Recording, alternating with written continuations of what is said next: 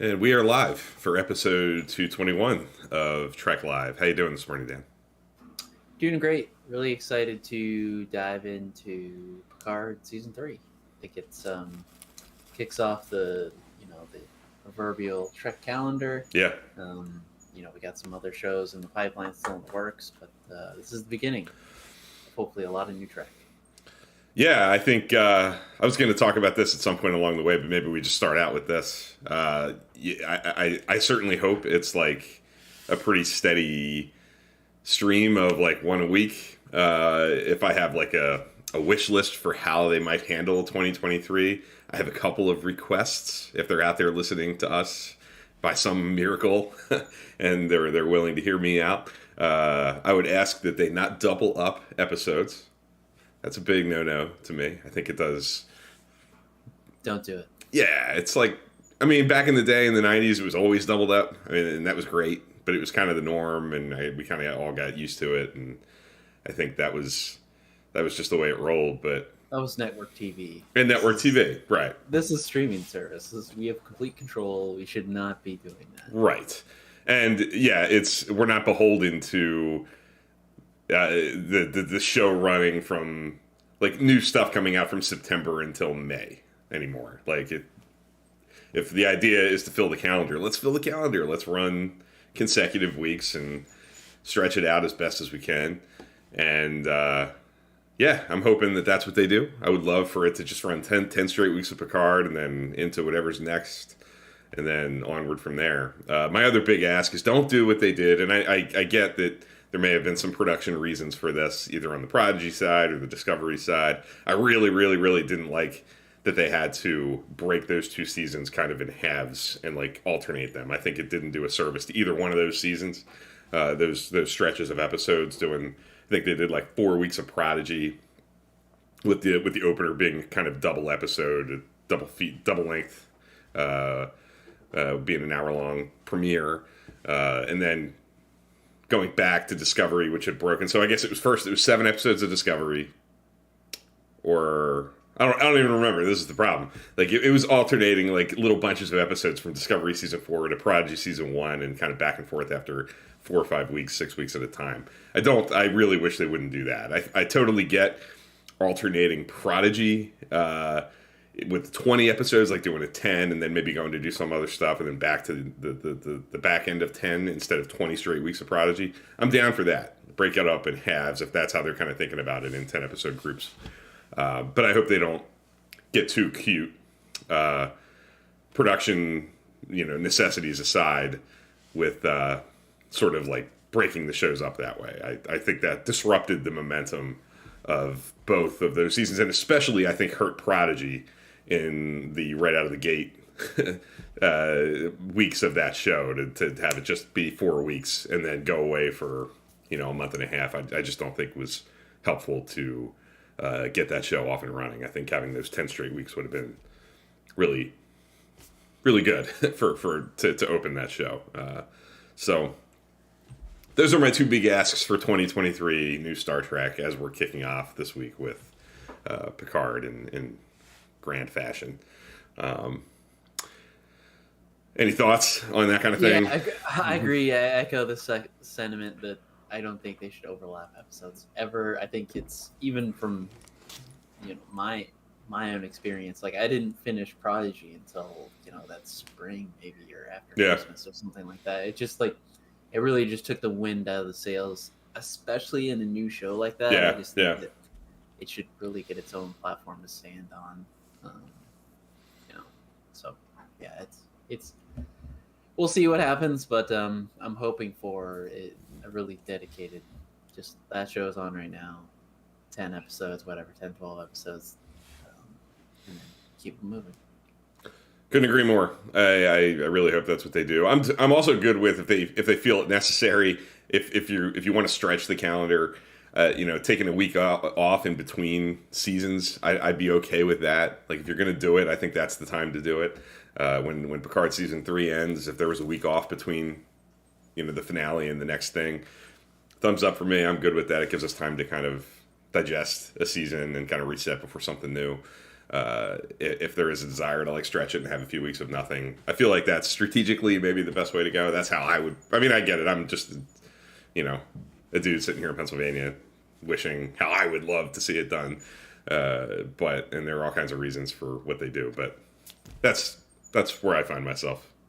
But think about it. It's not fair if Prodigy has to go up against the finale of Picard. Yeah, that's nobody is gonna watch it. I mean, they might watch it, but they're not gonna be talking about Prodigy. So that's just unfair. Yeah, the last time Picard started in season 2, and obviously Picard season 2 is a hot topic. We've talked about it before, and people are very divisive on it. But I think pretty much everybody agrees, if you watch the show, that those first couple of episodes in season 2 were really great.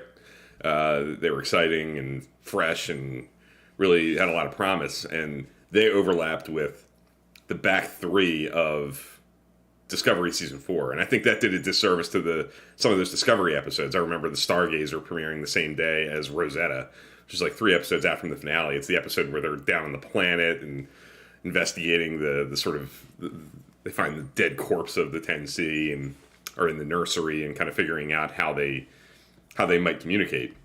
And I feel like Rosetta totally got shafted by that. Like, and I didn't think that was fair. I think that's a solid, nice little episode of Star Trek. It's not, lighting the world on fire necessarily, but putting it up against a Stargazer did Discovery dirty that week. Just the way I felt, even myself, kind of consuming it. Alongside that Picard season 2 premiere. So please don't do that. It's not necessary, and it just stretches the calendar out better. If you don't, it's just my little ask, and I'll get off my soapbox now, and we'll talk about. Well, let's do our rewatch recap before we get in. Let's tease a little bit. We're watching TNG. We're in TNG season 3. We're getting into Picard season 3. We got some synchronicity going here. I'll speak for myself. I have a couple episodes left in the season. I put my foot on the gas a little bit yesterday. I watched a good chunk of TNG season 3 while I'm in this headspace. They were rolling off easy. It also helps that it's at a really good point in the show. These episodes are really good. This weekend, I watched Sins of the Father through Menage a Troi at this point. So I have Transfigurations and The Best of Both Worlds Part 1 to go that I hope to do tonight to finish season 3. And yeah, it's awesome. I mean, TNG season 3 is maybe the peak of the show as far as I'm concerned. Speaking for myself, I think it's firing on all cylinders. The cast is great. The range of stories, the quality of the episodes. Even there were very few. The last episode I just watched, Menage a Troi, I said on Twitter, I think it's the one true misfire of the season that just kind of doesn't work on any level. There are other episodes that I'm not as high on, matter of perspective. Captain's Holiday, that's one we could spend an hour talking about Captain's Holiday because we're on opposite sides of that one a little bit. But there are things in those episodes I even like and I respect and are interesting to think about. Menage a Troi might be the one of the third season as a whole that is kind of DOA for me, kind of a flat swing and a miss. But Sarek, Sins of the Father, Tin Man, Hollow Pursuits, Most Toys, all these are really strong episodes of Star Trek as far as I'm concerned. But where are you? How do you feel about season 3?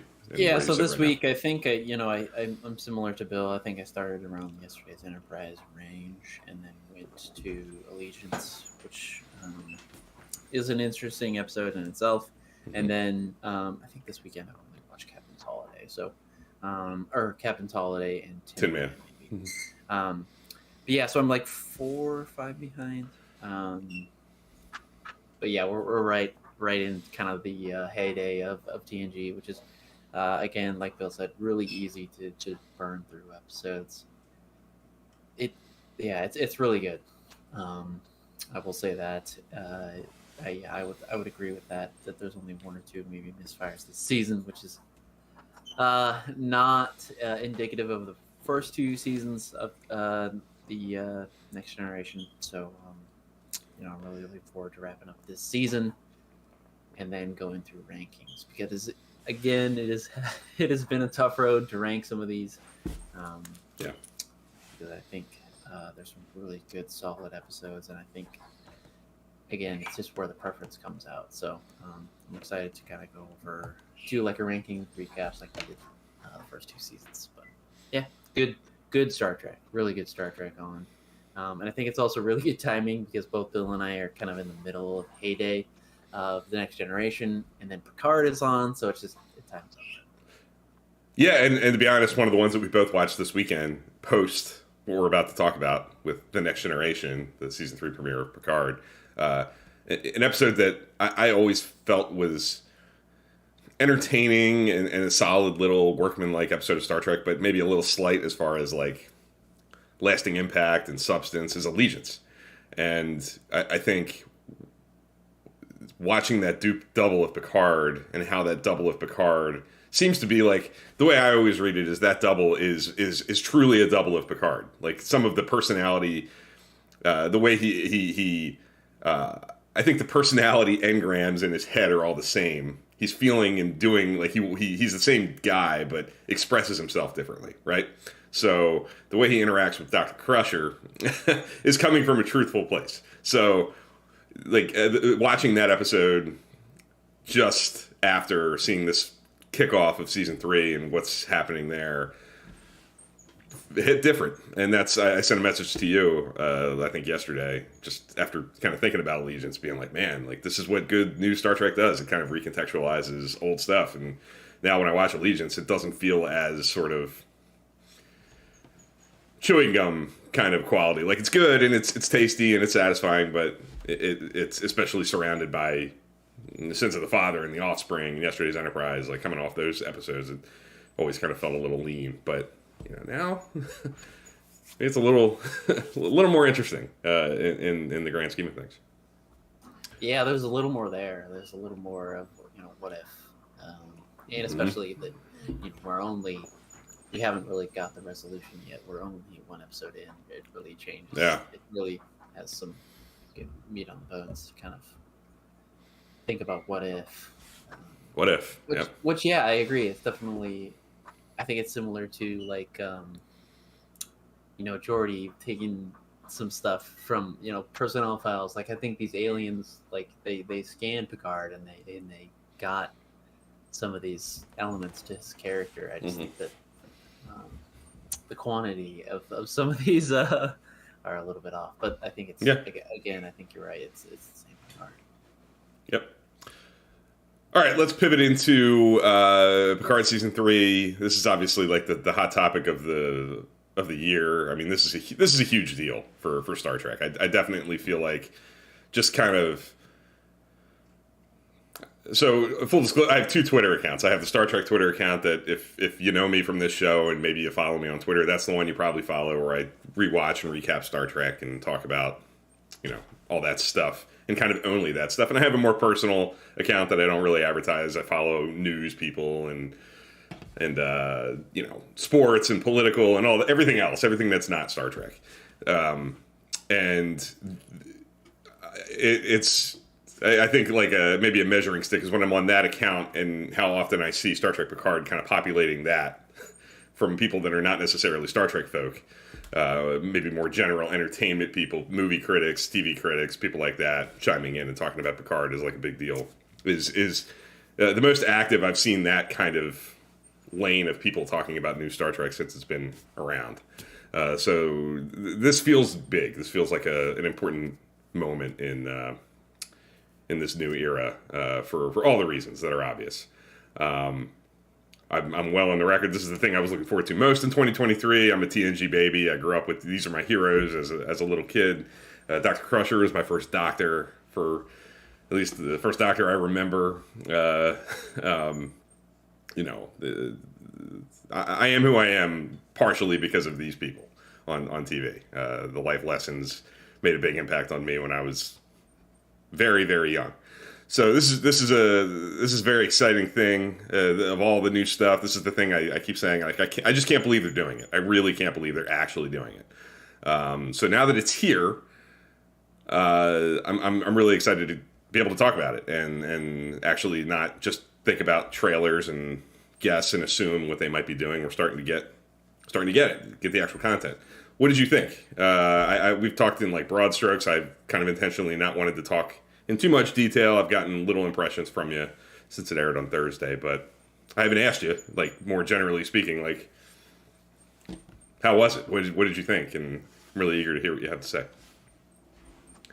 Yeah, I liked it. It's always tough to give a fair rating to a new episode, just because I feel like I get just really lost up in, especially like kicking off the season. Yeah, a premiere like this. Yeah. It's hard not to dislike anything in it. But I think it does its job. It's being so serialized. I think there's always questions at the end of the episode that we're always talking about. We're always working through. But no, I think it's really solid. I liked some of the introductions into new characters. I really enjoyed the Ralphie stuff with. I think it is really true to her character, the way that she's kind of in a Starfleet intelligence kind of position that I think it just really fits the character. And I like that she's not just Seven's love interest this season. She's going to be hopefully contributing to the story. At least it seems like her storyline is going to connect to us trying to find out what's happening with Beverly, or who knows what's going to happen with that. But I think that Seven is really strong in this. I think my two MVPs. I think I don't know who I would go with, but I think Riker and Seven. I think she can turn it on, whenever she wants. It can just flip back to old Voyager 7. It's just really amazing. Mm-hmm. And then Riker is just, again, similar, that he can just, because I think, in past seasons, he's just been kind of on the bridge, or just really kind of one-dimensional. Like, we're going to get maybe 1 or 2 episodes of him, but this, it just feels like it's just same old Riker again, which I really enjoyed. So, all positive for me. I really enjoyed this episode. Yeah, I echo that. Jeff's in the chat and saying what a great Trek week. Absolutely. And he's kind of diving into some of the things you just talked about. Did we like the Seven scenes? Brilliant writing to put Seven in the situation she finds herself in. In a command structure, struggling to balance and I think you nailed it. That's how she was in Voyager. Absolutely. For those 4 seasons. Right. She would struggle here. I mean, I think, we've seen enough in the first 2 seasons to, at least for me, I totally buy that she's in Starfleet now after her, what we saw of her in season 1 and season 2, getting to know Picard, dabbing her toe in the Starfleet world again after maybe some positive change in the organization post some of the struggles they were dealing with in season 1, season 2. I believe that she was convinced by both, not just Janeway, but Picard and Janeway, to give this a shot. And I think the struggles that she's dealing with, being in a command structure, not being in, I think it was hard enough, like you said, for her on Voyager with her kind of true family, the people who raised her. She would butt up against the structure and the proper way to do things as far as Starfleet was concerned, and that there's a chain of command, and she's not always necessarily right, even when she really, really believes that she is. That there are other opinions that matter. Now that she's even removed from that, and with a captain who's forcing her to use a name she's not comfortable with and doesn't respect her seemingly as an individual, I think everything is built soundly. Like her emotional place feels valid and totally recognizable as people that know Seven of Nine.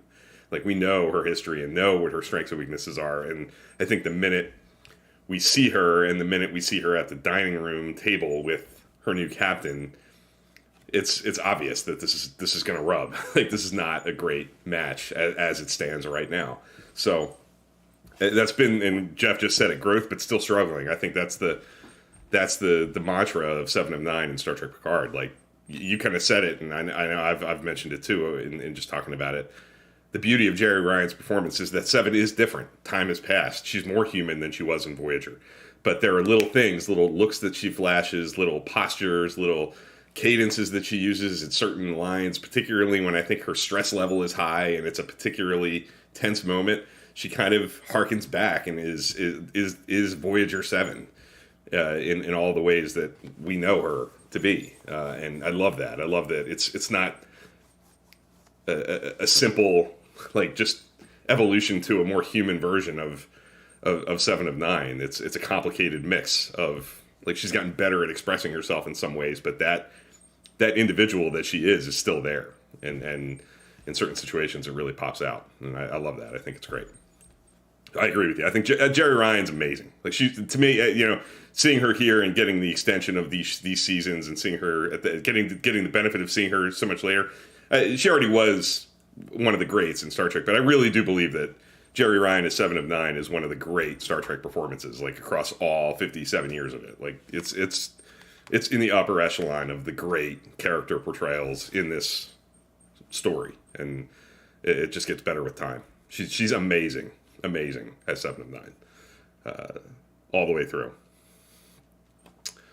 And just to double back on what you said about Rafi, I think it's I think she's kind of the underdog here, like not getting as much love as I think you said it. Riker and 7 are getting a lot of the love. When I ask people, who stood out to you this week, but when you think about Rafi's scenes, first scene aside, when she's undercover and dealing with a dealer trying to get information, she's by herself a lot of it. Like she's sitting on the bridge of the whatever ship that is, whether it's La Serena or a ship of the same class that she's just comfortable on. It's just her there talking to off screen typing. It's the equivalent of like you're on camera on Discord talking to somebody who's not when she's talking to her handler, who I think we know who probably it is, but. For the performances for the purposes of the performance, it's just her. She's carrying it completely by herself. She doesn't have anybody to play off of for the majority of what she's doing in this episode. So I think she's amazing. Michelle Hurd's great. But I think the beauty of the bar scene with like her trying to get, now that we know she's trying to get information. Yeah. I think that you as an audience, I didn't know. We didn't know. Did she fall off the wagon? Yeah. Is she like, what did she do? Like this, that's the beauty, I think, of that kind of whole storyline in this episode. It's like we didn't know if she's because you believe she could. Yeah, she could. Yeah. Because we know she struggles, and to me, I think everything about that entire scene like charted what I would wish for it to be. Like to me, the more interesting way to go about it is that. She hasn't fallen off, but she's struggling. Like it's a battle every day, and it's hard. And she's living like her job at this point, doing this intelligence kind of work, forces her to butt up against all the things that offer temptation and make it difficult to overcome these demons, right? So seeing it play, I agree with you. When it first starts, I'm like, oh man, she fell off. They're really going to do that. Like I wasn't necessarily in love with the idea that that's where she was. And when she flips the communicator open, I'm like, all right, cool. And she's holding it and she's looking at it. And like, that's to me, like, that's like they nailed it. Like, that's the right, dramatic choice that she's battling like her life depends on it, because it does. She hasn't beaten it. It's not the simplistic overcoming addiction kind of thing. She hasn't won the battle. She's not reborn and a new person. She's, fighting every day, and it's a new fight every time you wake up, and I think she plays that really, really well, and I think they're handling it the right way. So, yeah, all good stuff. Yeah, the heart of this episode, I really think you kind of alluded to it, is Riker and Picard, being paired off.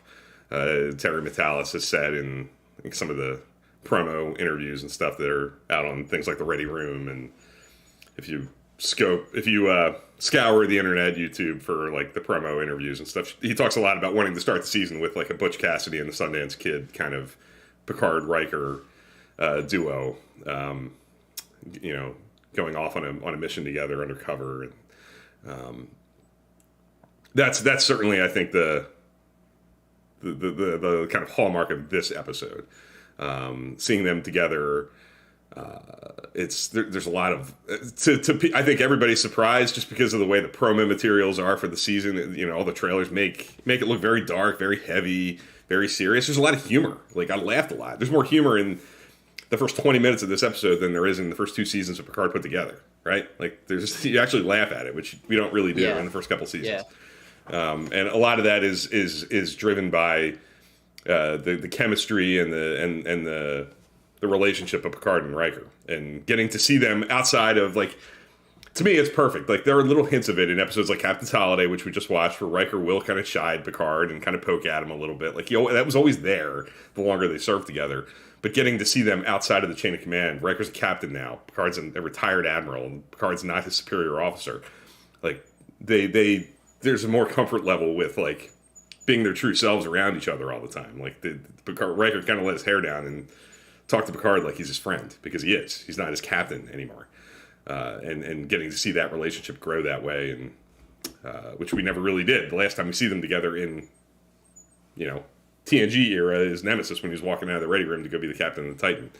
You get a little bit of it in the Nepenthe, but here we're really capitalizing on those personality traits of Picard and Riker, and I think it's really well done. And Frakes is awesome right out of the gate. Like, he's comfortable and confident, and but the other thing that's kind of powering his performance, he's very light in it. Like, he brings a lot of the humor, but there's a line that I'm sure is going to play heavy, that Deanna and Kestra would benefit from some time away from him. And there's a couple moments where you see, like, that he's struggling too, and I'm sure we're going to get a lot more of that as we go. Like, he's got his own demons that he's dealing with. I'm sure the death of his son, as we saw in Nepenthe, kind of looming over that family, is continuing to hang and cause troubles for Will Riker and Deanna Troi.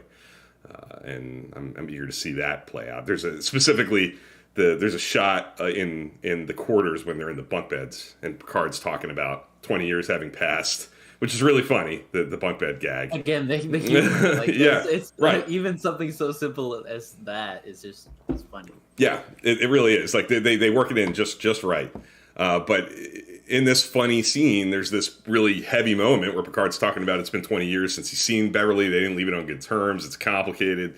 And they cut to Riker kind of laying there and just kind of taking it in.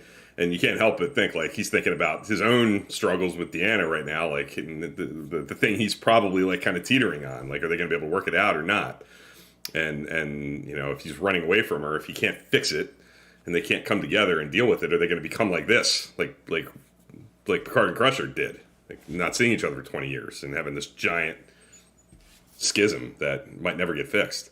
So I think the way Frakes plays that without saying a word, it's all on his face, while the other actor's talking, is a credit to Frakes. Yeah, just really strong, and I think that you often, I feel like it's relatable. You often, like, ponder things like that when you're sitting in bed looking up at the ceiling. Yeah, I think that just really hits the nail on the head there. Yeah, absolutely.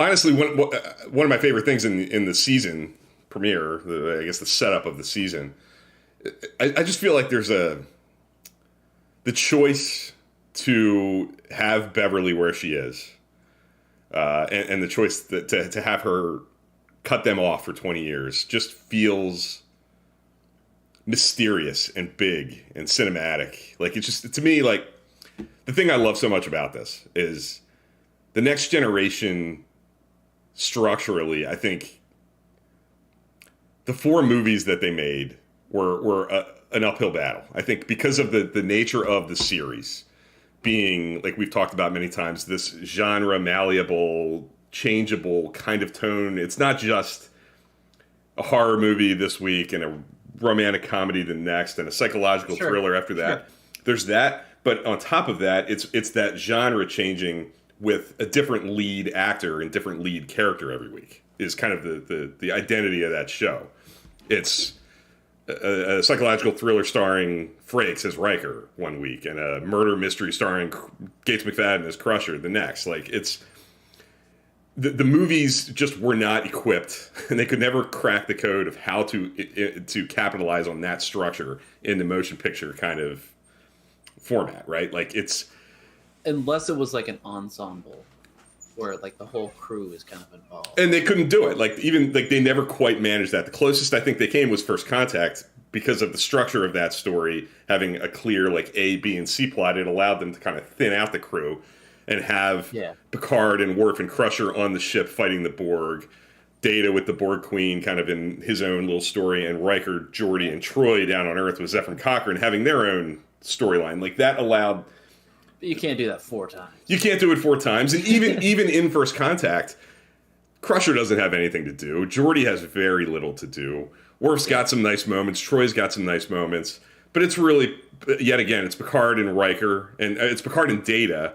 And the new characters, it's Zephyr Cochrane and Lily and the Borg Queen that are kind of the things that really power that story. So I think structurally, like the original series, because it's a triad and the heart of that show is these 3 guys, the movies easily kind of envelop that as like the way to power those movies. TNG just couldn't figure it out and couldn't do it because of the challenges of how do you give and serve 7 characters along with whatever the new element of the movie is in 2 hours, an hour and 50 minutes, whatever it is. And to me, starting season 3 of Picard with the mystery of these years have passed, and the first thing that you see pop up into frame is Dr. Crusher on this, ship deep out into the stretches of Federation space, doing something we don't know, and that's the mystery. Like, why is she out there, and why has she cut people off? And what's the story with Picard, and who is this guy that's on the ship with her? Just the fact that that's how we kick it off is that's what I wanted, like as a young kid, because I loved all of the characters. I love Picard, I love Data, but I love Dr. Crusher, and I love Deanna Troi, and I love Worf and Commander Riker and Geordi. The thing that's the most exciting about this is because it's not a 2-hour movie, it's a 10-hour miniseries, basically. We're going to serve all these characters and give them the big movie kind of. The characters have moved, the things you can't do in TV, episodic TV in the 1990s, where you have to kind of reset it every week and put them back into their like formulaic place week to week. Sure. These guys have changed, and seeing them into the future, and it's just starting it off with Dr. Crusher being the one who kicks the story off is phenomenal for me, and so satisfying for somebody who loves that character and is more broadly wanting that out of this. That it's going to dive into all of them. That's exciting for me. Yeah, and it feels like they're giving them characters time. Like, not the whole cast didn't get rounded up in the first episode. It's like it's just Riker and Picard trying to find Crusher, which I think even people see people talking about how Picard wants just like will literally jump into any kind of adventure anytime. It's the truth. Like, it's true to his character.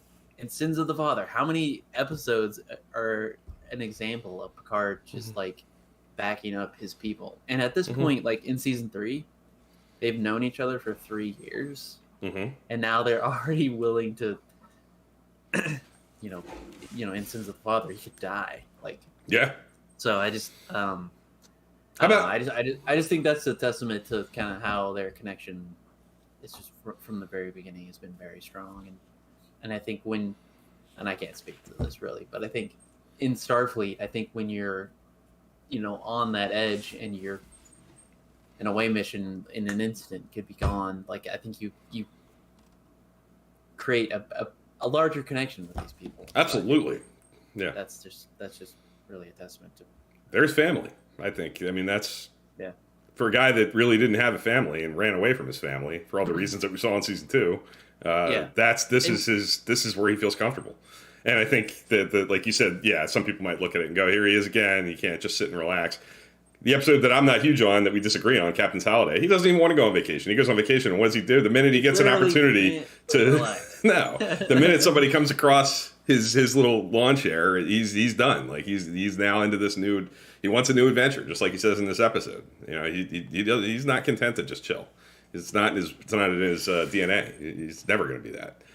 And to me, like that all charts. Like, I have no problem with any of that. That's true to his character.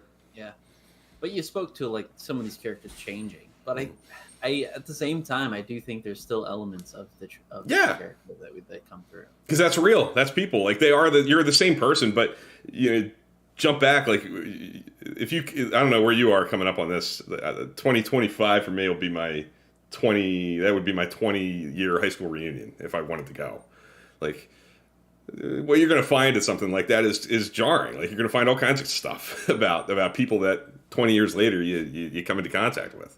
10 years is a lot. This is 30 or 25 or whatever it's been since Nemesis. So, it's natural that these people have lived a whole, like, think about how much happens to you in 20 years, like, and how different you are and how circumstances just kind of shape your worldview and the job you're doing and the influences on you. I mean, that's what we're getting to see, but you're still fundamentally the same person. And especially when you spend enough time with people that you were close to 20 years ago, those old traits will come out too. Like that's what I think they're doing. I think we're going to see how they've changed, but how they're the same, and how, people aren't quite there's a line in the trailer when the new character, who we don't totally know what his name is yet. I think I know what it is, but he says, like, are any of these people still the person that you knew back then? He says something to that effect. And the answer to that's no, but kind of, yeah, like they are. It's the same person, and they have that deep connection, but it's not one-to-one. I mean, it's not them sitting around the poker table at the end of All Good Things anymore. Like, that's not them anymore. Like, the bones and the DNA is there, but things are going to change, and that's exciting to see. Speaking of that timeline is not the timeline that we're about to see. No, that's an alternate. Yeah, that's a whole different series of events. And Picard, if you remember, different ballgame. He told them what happened in that version of the future because he didn't want that to be the way. And like they remember they're sitting there, and I think Crusher says, or somebody says, like, why did he tell us? Like, isn't that kind of changing the course of the future? And it's only one possible future, and he doesn't want it to end up where Deanna is dead and there's a fracture between Riker and Worf, and Picard and Crusher get married and divorced. That knowledge that they all have about that one possible future, maybe that's part. I mean, we don't know why. I'm going to assume we're going to maybe find out next week why Crusher cut off Picard and, decided distance was the right thing. If things started to go down a certain path, maybe she remembers that conversation from All Good Things and remembers how a romantic pairing was going to end and didn't want to live that. And I think the All Good Things-ness of it, it's not the same as All Good Things, but I think there are echoes of what we're seeing kind of playing out.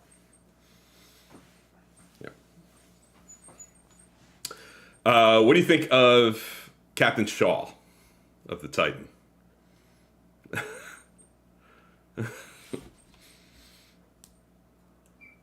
I like him. I think you can't just have like a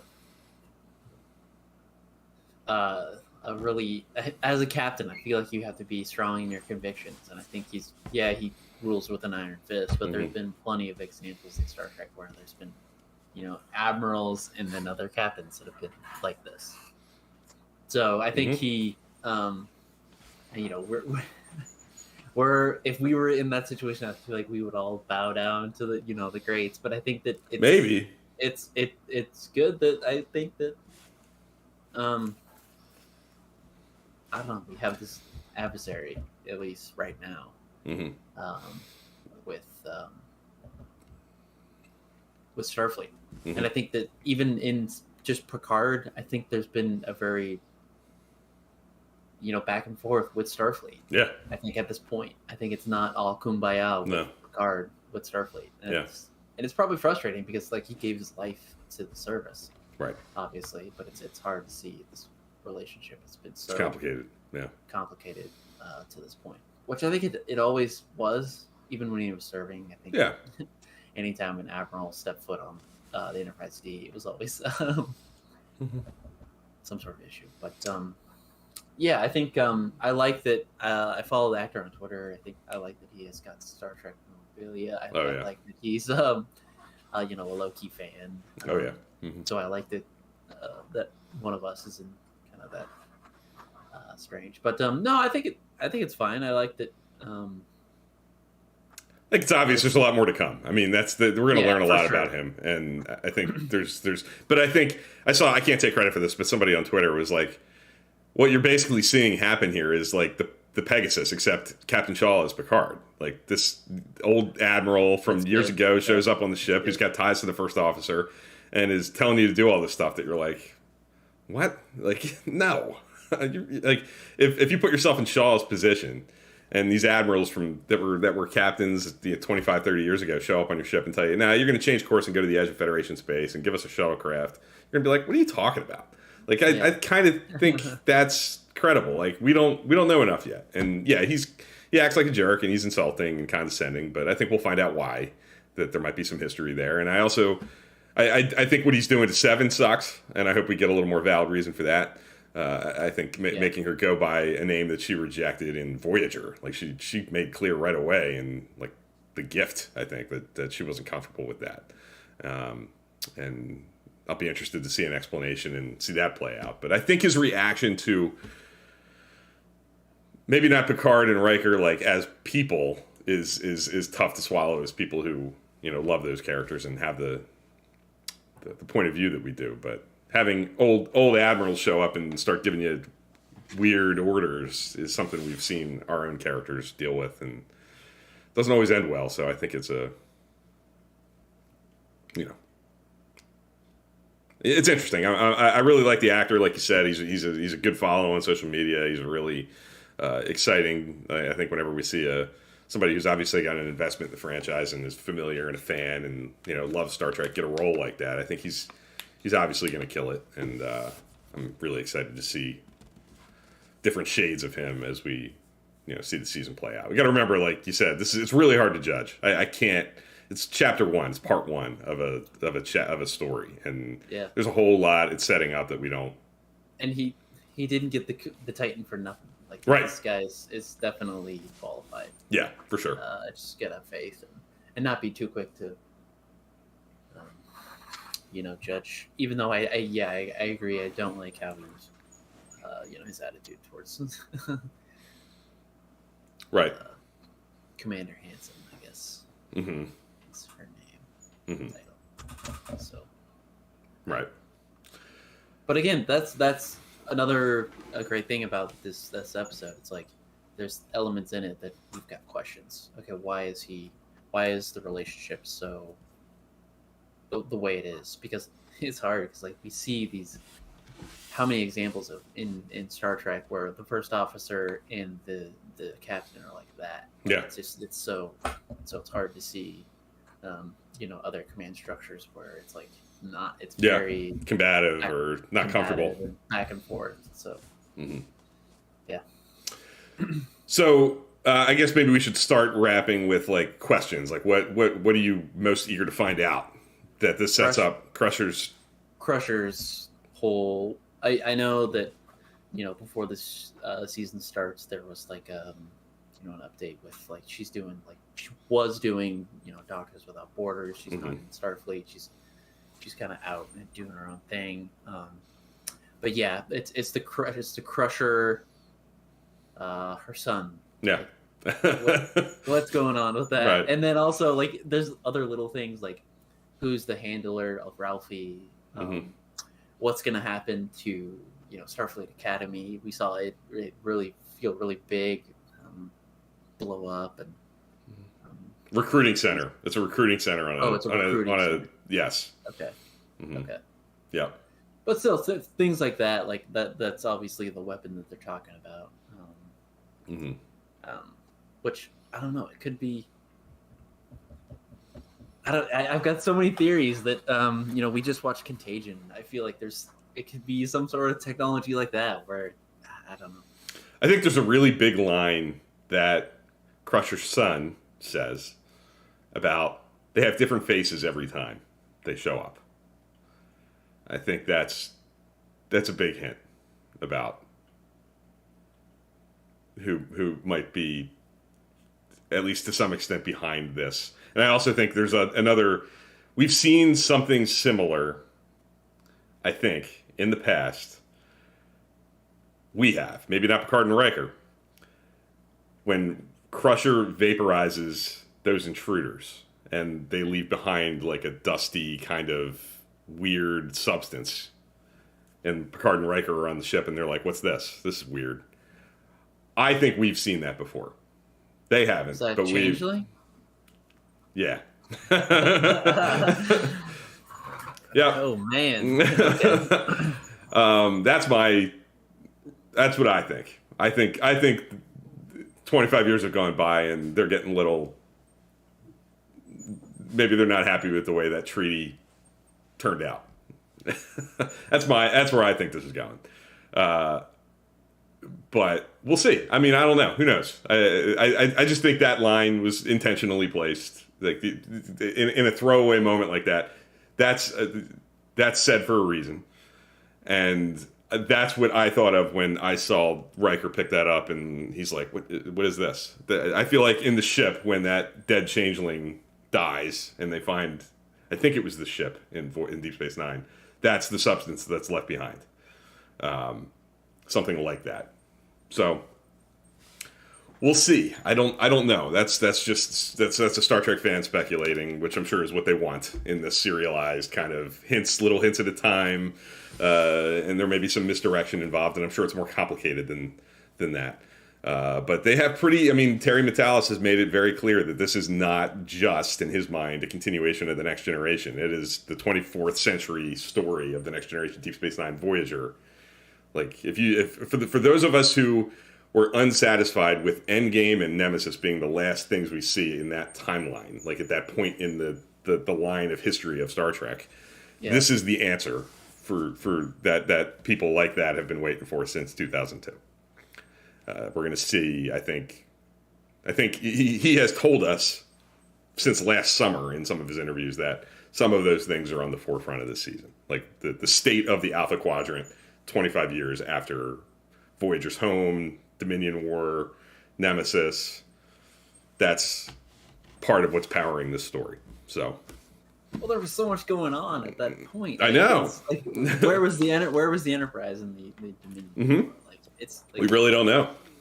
Like, we don't know what they were doing. They don't dive into any of that. That's a big question, and I would love to hear that. And I think that a lot of the people, even back then in Deep Space Nine, we see these giant fleets in Deep Space Nine, right, with these battles, and you don't really hear much about what the Enterprise is doing. But in Insurrection, at the very beginning of the movie, it takes place like during the 7th season of Deep Space Nine. They talk about Dominion War and kind of putting out one brush fire after the next, and that's a big question. And then, like in Discovery, the way that Starfleet had the Constitution class ships kind of out there still, and weren't necessarily recalling them to fight this war because they were too far out, and there's a whole thing in that that they talk about with Pike in the Dominion, the Klingon War in season 2 of Discovery. So like there are little things that are alluded to that are interesting to think about, but we don't know, and maybe we'll get some answers this season about what Picard and company were doing during the war. And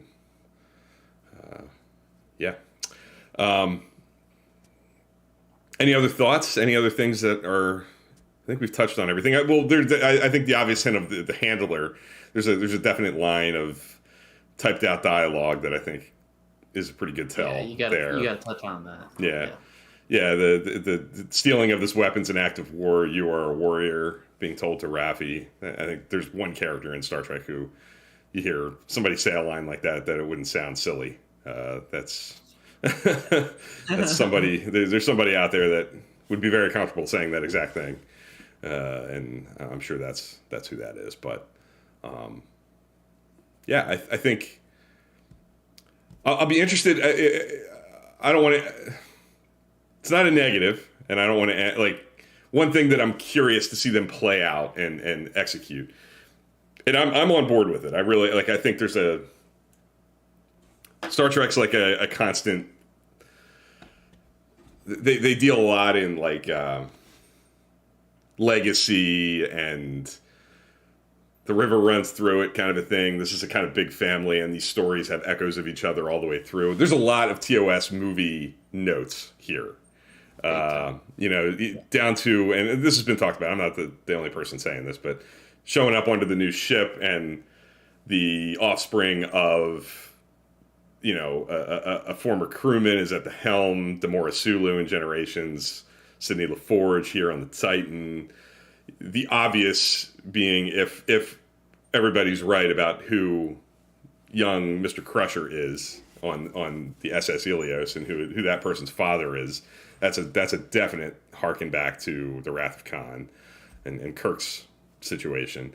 I'm interested to see how are they going to just tiptoe around it and have it be that there are just echoes of these crews that kind of run through each other, and there's commonality through the generations of living in Starfleet, and the lineage of these crews kind of having these common things. That's just kind of an inherent trait of Star Trek. Or are they going to, I don't know how you address it. I don't know how you don't, or I don't know. It's just I'm interested to see how they bring that home, because it's so obvious that Terry, the guy running the show, loves those movies so much and is using some of those flavors to kind of power the story of this season. I'm good with it. I think because of the nature of how Trek's been done over the years, I think it's good. But I think if they stray too close to the sun, people could be like, you're just copying, And I'll be interested to see how people respond and how he flips certain maybe expectations on their head from those starting points. Sure, Picard can have a long lost son, but it's all in the details. That can be the only common thing once we learn more about the relationship there and the reasons behind it, and see those characters interact. I mean, I think those echoes can minimize over time. We don't want to go into into darkness territory. Right. Yeah. Yeah. That's the temptation sometimes to stray a little too close and get too cute with kind of retelling or putting new spins on old ideas. But I think if done well, it could be great. Yeah. I don't know how they explain, and this is just maybe it's a too minor of a detail that I'm trying to focus too much on, but how do they fix if it is he has a British accent. I don't know how. I don't know. We'll see, I guess. Yeah, that's a big one that I'm sure it'll either be explained away in dialogue somehow, or it'll be one of those age-old Star Trek questions that people hang their hat on for decades to come. It's like Enterprise with the Vulcan that comes on board. She, I don't know. We'll see, I guess. Yeah.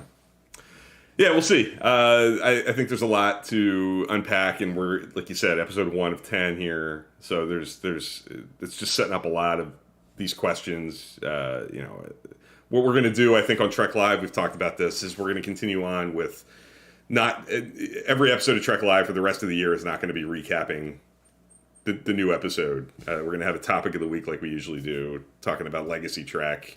The old stuff, whatever's on our minds, will still power the show. But I think what we're going to do is we'll start off with a rewatch recap, get into our topic of the week, and then maybe at the end of the episode for a few minutes, kind of bat around, what's new since the last time we talked in New Trek, whether it's Picard or whatever's after this. So that'll be our way to kind of address our thoughts on what's going on. I'm sure we're going to want to talk about Picard Season 3. As it progresses. So as you tune in to Trek Live down the road, you'll get a little taste of it if you stick around for the conversation. And I think we'll end each episode with maybe 5 minutes on just quick thoughts on what's going on. If maybe we'll do more like this as the season wraps up, or if something really big happens, we'll pop on and talk for an hour about it. But we're not going to fundamentally change our show and make it a recap show. So I think that's the plan, right? Yep. But speaking of, the next episode that we're going to be talking about isn't another reaction show. It is a Guess Each Other's, I believe. We are going to be still in the new era, so we're doing Guess Each Other's new era ships. But we'll be in kind of that realm. But again, like Bill said, we won't be necessarily doing a recap show every week. So yeah, that's what Twitter is for. Absolutely, yeah. You can always check that out. You can come into our Discord server where we have a channel for the new stuff and reacting to it. Discussion in there. Yeah. Yeah, people reacting and talking about what they think. I'm sure that's going to intensify as it keeps going and the story unfolds. So if you're looking for a place to do that, We do have a server on Discord that's modest. It's not overcrowded and like overwhelming. It's a nice place to get to know people and have actual conversations with other fans that are positive and upbeat about old stuff, new stuff, all stuff. If you're interested in joining, you can shoot me a DM on Twitter at TrekFan4387. I can get you an invitation, get you on board, and we'll get you acclimated. Even if you don't really even know what Discord is and you're interested, you can shoot me a DM and I'll be happy to talk to you about it and give you a tutorial if you want to, have your intro to Discord be the Trek Live server. We would love that. So, stay tuned. In a couple of weeks, guessing each other's favorite New Era Trek ships: Discovery, Picard, Lower Deck, Strange New Worlds, Prodigy, all on the table there. We'll be picking our top fives and trying to guess each other's in the process, see how well we know each other's fandom and our preferences. And that should be a lot of fun. And I'm sure we'll be talking about, like I just said, episodes 2 and 3 will have aired by then of Picard season 3. So we'll touch on them at the end there. So looking forward to it. And we might have episode rankings for season 3 of TNG to throw in there right at the beginning in our rewatch recap. We got a lot to talk about. Yeah. So we might have to spread some stuff out. But best way to keep in touch with me is Twitter and obviously the Discord server. I want to thank everybody for watching. Thank Jeff for stopping in with chat. For sure. Thank you, Jeff. Really had some really good stuff in there. We'll look forward to seeing you guys in 2 weeks. Yep. Thanks, everybody.